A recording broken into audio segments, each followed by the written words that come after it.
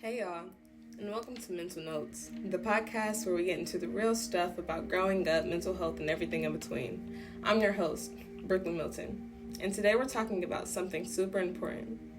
How does your family affect your mental health as a teenager? So, let's just be honest. Family plays a big role in shaping who we are.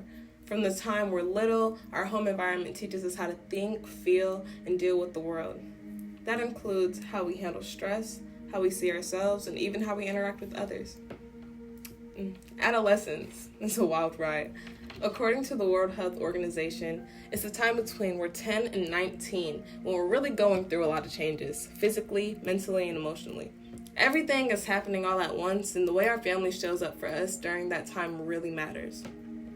Let me keep it real with y'all. I've been through both sides of the family dynamics. When I was younger, things were really good, but as I got older, my home life started to feel a little more chaotic and heavy. I didn't even realize it until I was deep in therapy in high school, learning about my brain and how I had been stuck in survival mode. My reactions, my habits, my stress, it all came back to what I had experienced at home. Turns out this wasn't just me, and it isn't just me. Research supports this. Psychiatrists Bergatil and Sartorius talk about mental health as a state of balance between you and your surroundings. If your home is full of tension or emotional neglect, that balance gets thrown off fast. Now, we can get on to the different parenting styles. There are 4 types.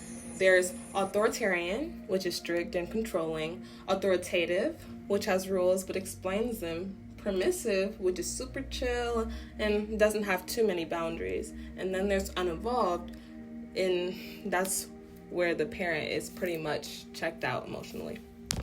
So, kids raised by authoritarian, permissive, or uninvolved parents are more likely to have mental health issues.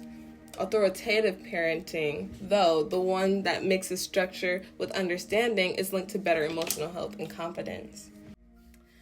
Alright, I want to bring this into perspective. According to Belfort, around 20% of teens worldwide are dealing with a disabling mental illness. Suicide is one of the most leading cases for death in adolescents. Let's let that sink in. Researchers also found that it's not just about parenting. Financial stress also plays a very big part in children's and adolescents' mental illness. If your family is constantly struggling to make basic needs, there's not a lot of space for mental wellness. Think of Maslow's hierarchy of needs. If someone can't meet their need for food or safety, how can they focus on emotional growth? Researchers even found that kids raised in poverty often carry stress and helplessness into adulthood. Gender also changes how we experience mental health. Stanford researchers found that women tend to hold on to emotional memories longer, while boys with a typical male brain structure are at a higher risk for autism. There's also pressure around gender roles, sexuality, and identity that makes adolescence even harder. And when families don't support these explorations, mental health takes a hit.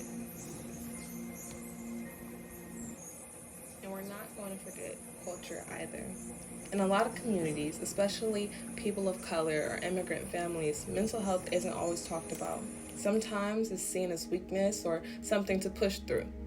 That silence can be just as damaging as any argument or punishment. But there's a good part. Things are changing. More people are going to therapy, more schools and communities are talking about mental health, and more parents are starting to listen and learn. That gives hope.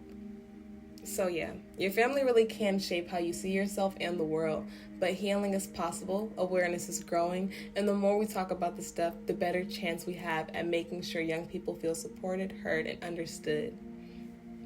Thanks for tuning in, and if this hits home for you, share it with someone you care about. And remember that you're not alone. Take care of your mind and keep showing up for yourself.